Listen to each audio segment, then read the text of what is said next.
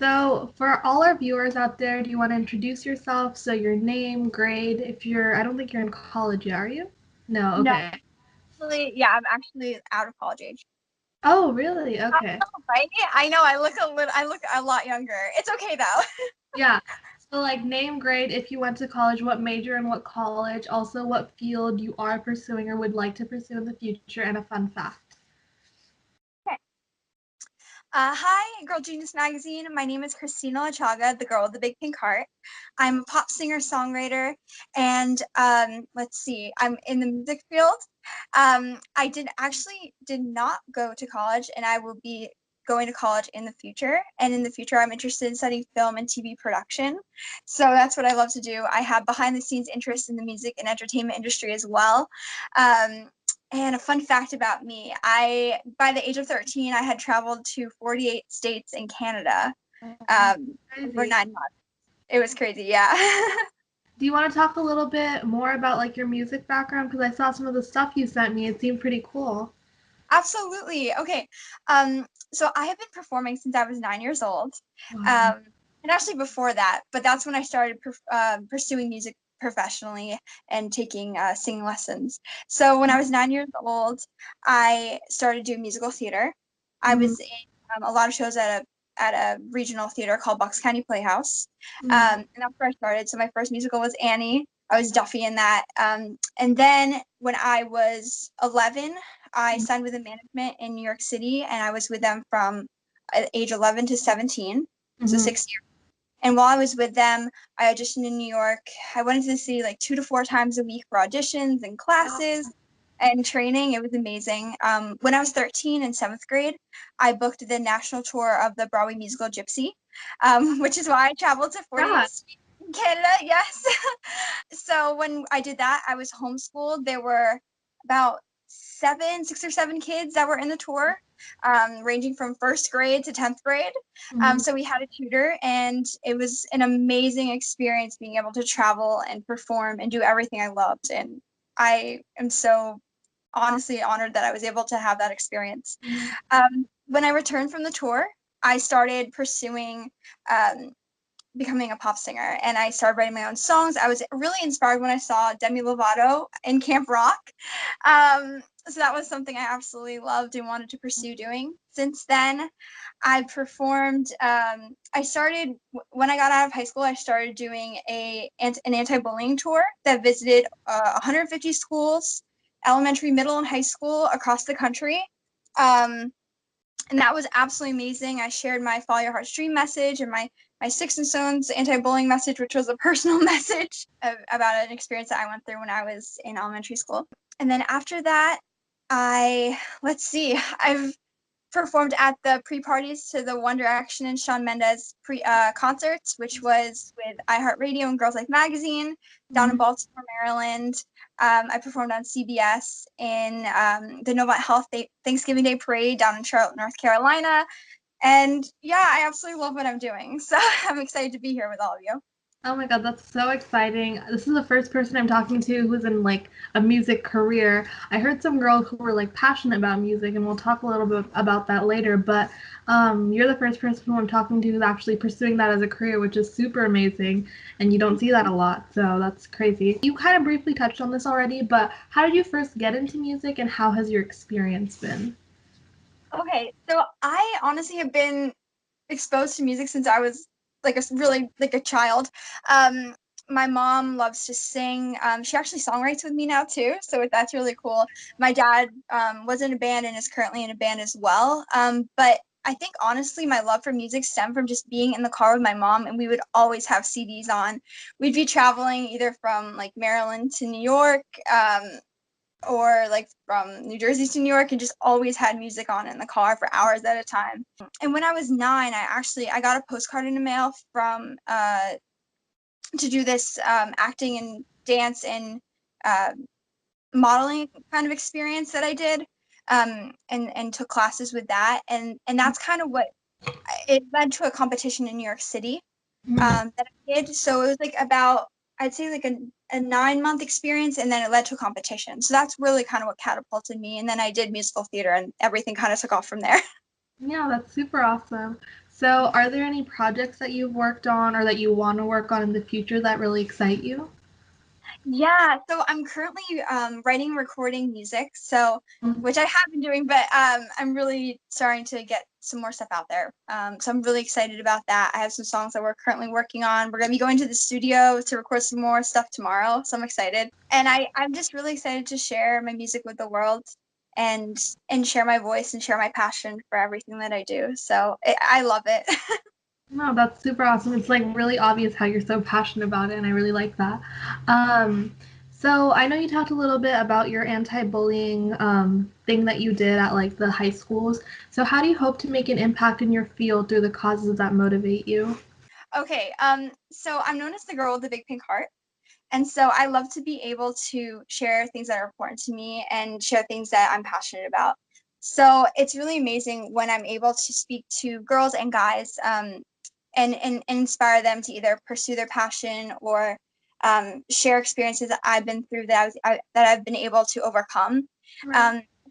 When I was doing the anti-bullying tour, I think what was really great is that a lot of the times you probably had this experience too, that when people come in to do an assembly for your school, it's usually adults that are coming in to do an assembly.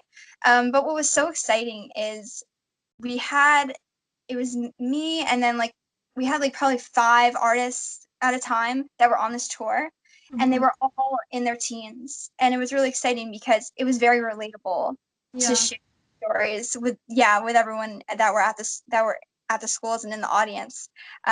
So I think the relatability was really something that was incredible, and I wish we had something when I was in school that was like this, because I really struggled with bullying when I was in elementary through middle school. So I'm glad that I've been able to make an impact and receive a lot of messages about, like, how it's amazing how you can touch someone's life and you don't even necessarily realize it.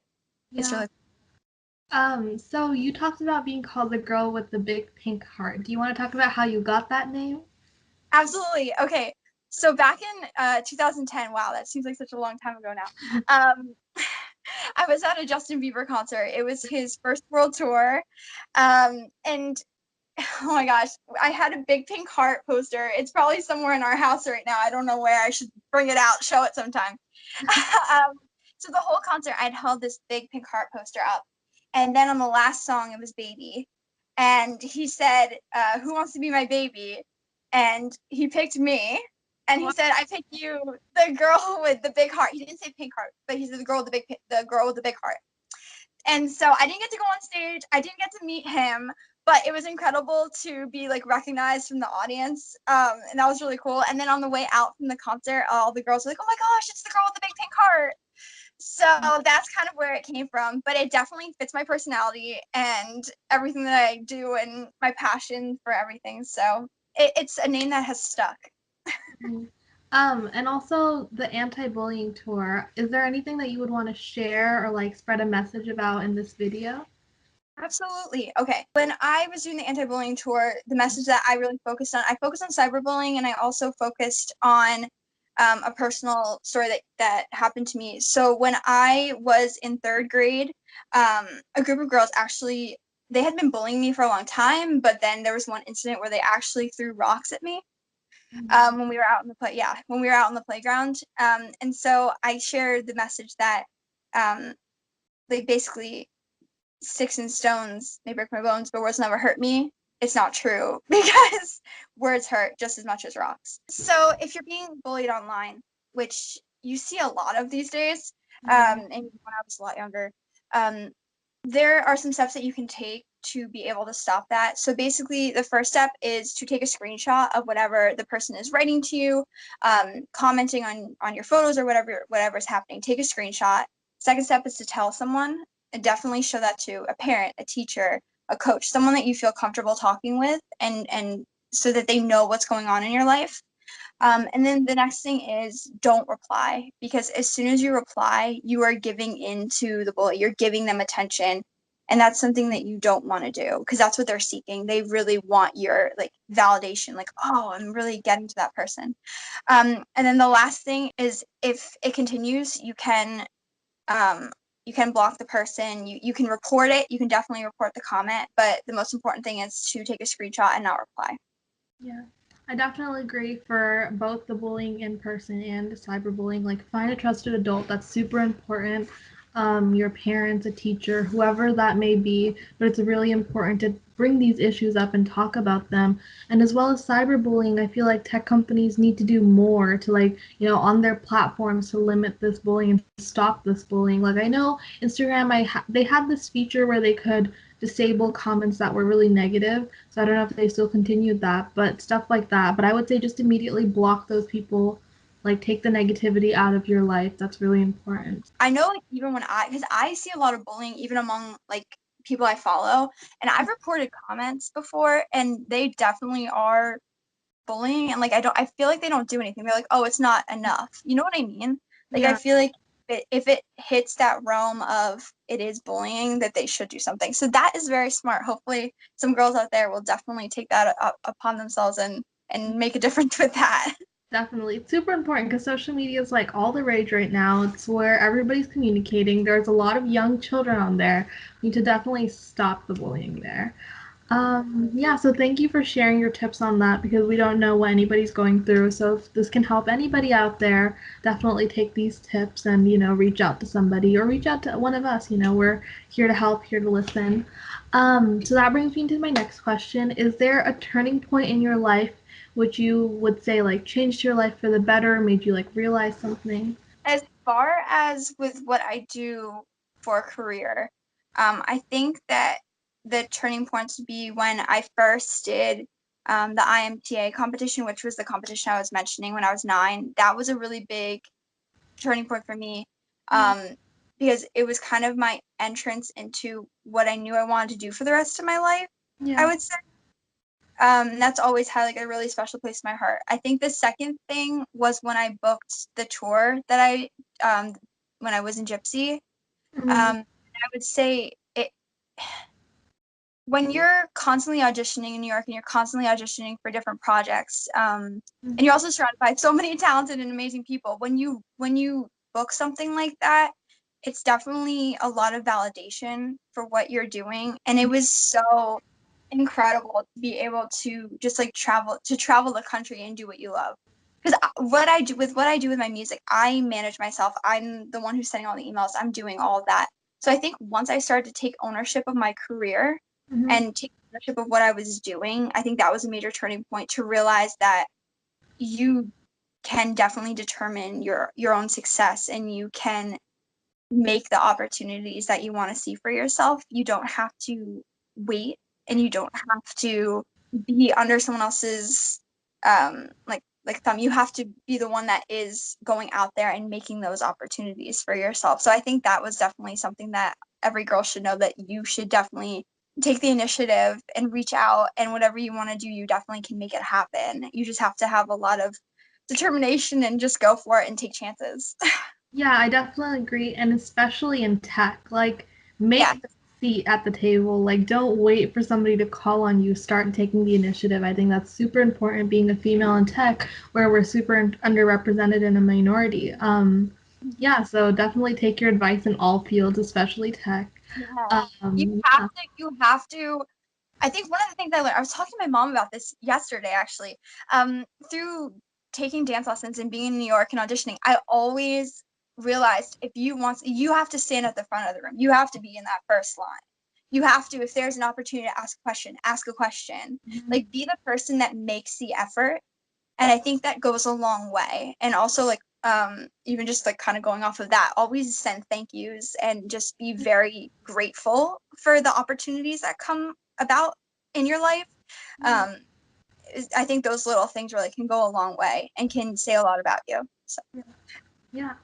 Um, is there a conversation that you would say is like the best conversation you've ever had, or like that has changed your life?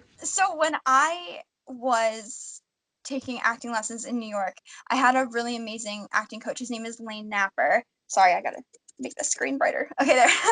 um, his name is Lane Napper, and he was the dialect coach on iCarly and Drake and Josh. He was also then on Victorious. He was the oh gosh, the counselor on Victorious. So he was my acting coach. And when I had a private lesson with him and my mom was there. And we had this conversation that basically I had to get rid of this thing. It was called the little girl thing.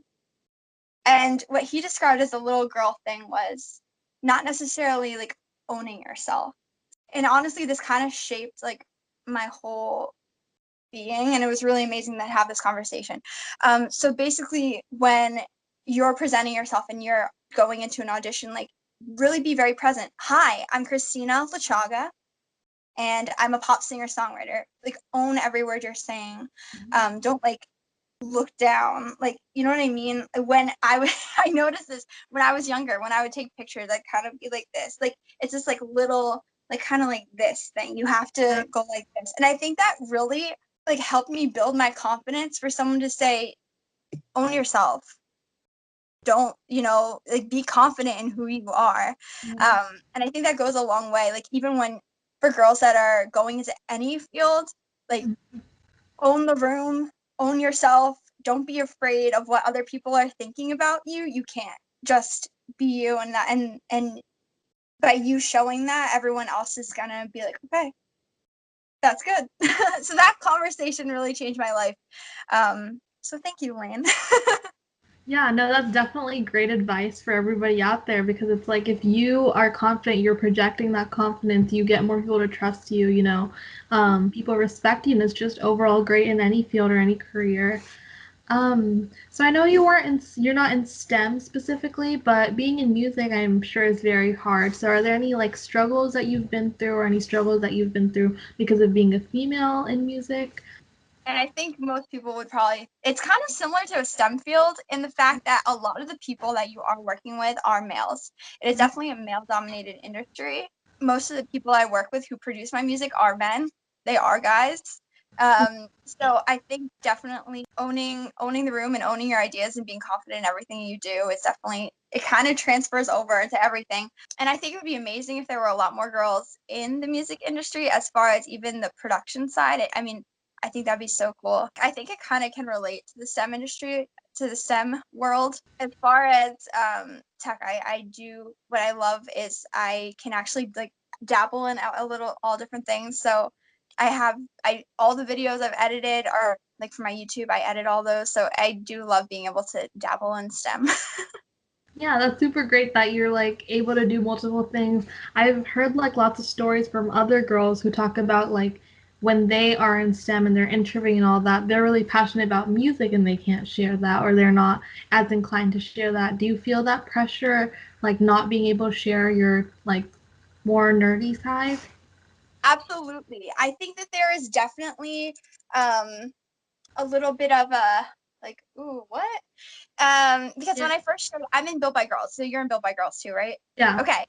So when I first joined Built by Girls and I posted that I was in Built by Girls and what it was about, I think people were really surprised to see that I was. But I was super interested in learning more about the behind the scenes side. So I I actually got to help build a website for a record label in Hawaii, which was really cool. So it combined my music with my STEM, but it was amazing. And also being able to work on social media and marketing and learn about video editing and all of that from my different advisors has been really cool. One of the most important things, and I think what's really amazing about social media, is you can share your personality and share who you are. So I think that's something that I've been able to incorporate it into slowly and just kind of be able to give that other side of me.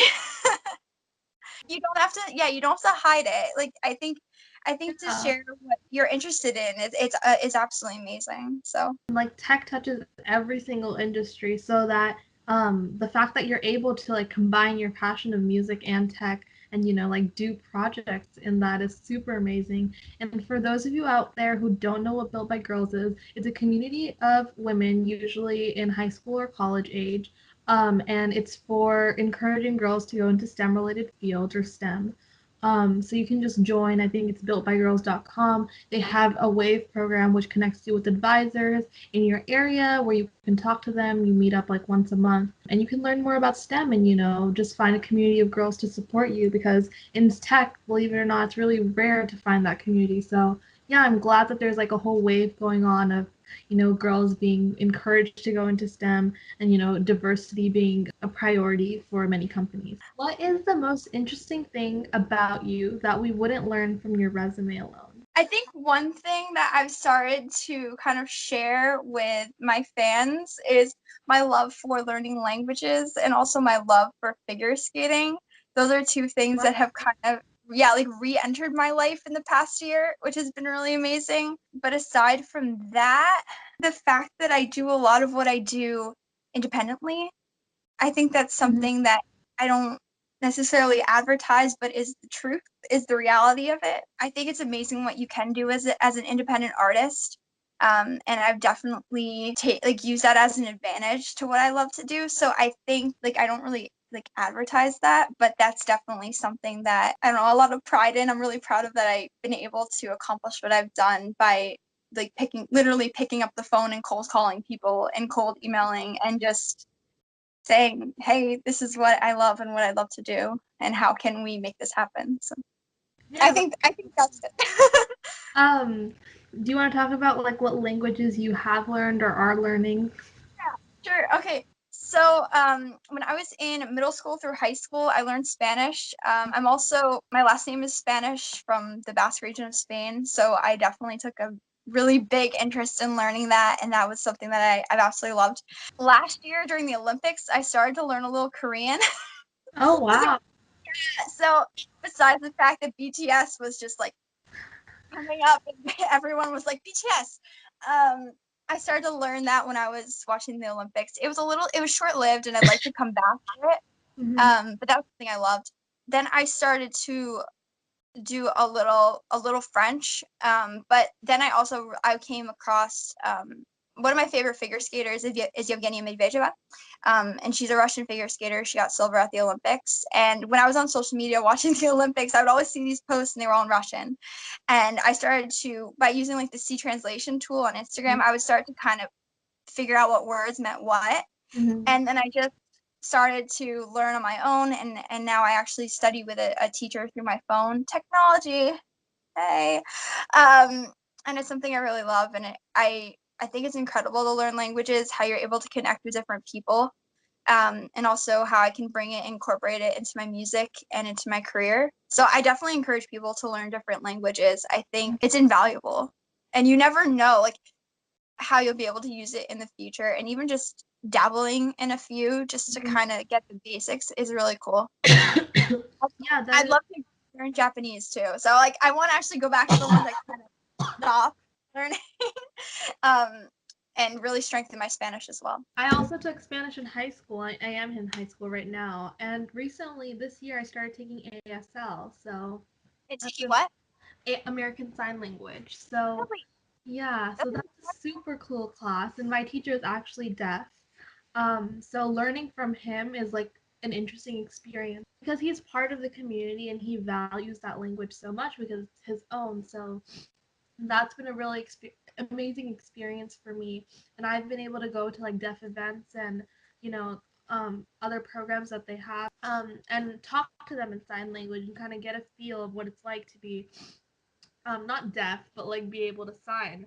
Like I went to in SF there was like a play for deaf people in prison, and when I came up to the ticket desk, they started signing to me instead of like speaking, which is like, if you think about it, that's how deaf people every day navigate through life. People are probably talking to them, assuming that they can hear, and just them signing to me instead of talking to me was kind of like a taste of that, like how people assume that. So I told them that I couldn't, like, I wasn't that fluent in sign, but it was just an amazing experience, and like learning more about deaf culture and learning the language has been super amazing. So yeah, I definitely relate to what you said about learning languages. I think it's super cool.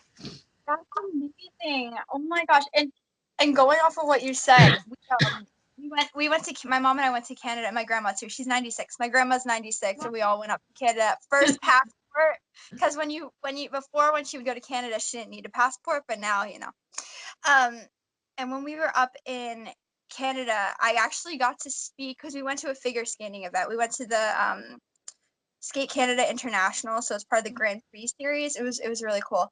And when we were in there, people, they assumed you spoke French, and when you didn't speak French, then you spoke English. But while I was also there, I met a Russian figure skater named Daria Penikova, so I got to speak to her in Russian. I got to speak to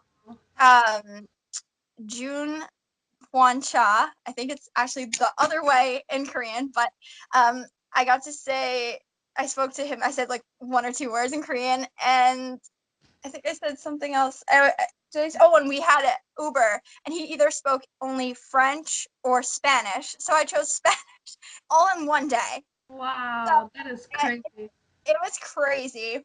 My mom and I, and then we got into an Uber that was the driver literally only spoke French. I don't know how we got to our hotel. That's so crazy. Okay, and to wrap this up, what advice do you have for a girl looking to start into music or any related field like production you were talking about? Always encourage girls to, well, everyone, to follow your heart's dream. That's my thing, follow your heart's dream. And so I think the more exposed you can become to whatever field you're interested in, the better. The earlier you can start, the better, but it doesn't matter how early you start, because I think your passion and your drive for whatever you want to do, it can take you leaps and bounds above anyone who doesn't necessarily have, like, doesn't want to take it as far as maybe you might. So I think just being able to get as much exposure. So taking classes. If you can't take classes, go on YouTube. YouTube is available to everyone. You can also, like, Built by Girls is an amazing mentorship program. Definitely. Yes, it connects you with so many people that you never would have been able to connect to. And also, I think what's incredibly important is valuing your own network. You might not realize it, but you probably have someone who either studied music in college, or maybe there's someone that, like, let's say you want to get into production. Maybe your friend knows how to do GarageBand or something like that, and they can help teach you. And, like, finding a mentor is incredibly important too. But basically taking the opportunities that come your way and finding opportunities and just making the most of them, because every little thing you do leads to something bigger and something greater, and it all adds up. And also just embrace the journey, because you're not going to get anywhere you want to get to overnight. And just being able to embrace it and make the most of it and enjoy it is incredibly important. So just honestly, whatever you do, follow it with all your heart, and you will get to where you're supposed to be, and everything will happen the way it's supposed to. Yeah, no, I definitely agree with all that advice. Like, building a network in any career is so important, and like communities like Built by Girls, and like there's a lot for tech, like Girls Who Code with Clossy. They're super amazing, and I've been able to like personally connect to so many people through that, and through these interviews, just hearing so many stories and being able to share them is so amazing and incredible. Yeah, so with that, thank you so much for taking the time to do this interview, and good luck with all your like future endeavors in music. Do you want to tell everybody where they can find you and where they can hear more of your music? Yes. Okay, cool. So you can follow me at Kristina Lachaga, KristinalaChaga, on Instagram, Facebook, Twitter, Snapchat, YouTube. You can also go to my website, KristinaLachaga.com, and my music is on Spotify, Apple Music, iTunes, everywhere. Just search my name, you'll find it. And I'm going to be having some new music coming out very soon, so make sure you stay tuned for that, and I'm really excited to share it with you. And thank you so much for inviting me to do this interview. It was so amazing talking with you and connecting with you. This was great. Thank you. This was awesome. All right, thank you so much for your time again, and we'll like link you down below, so make sure you check her out and support her music.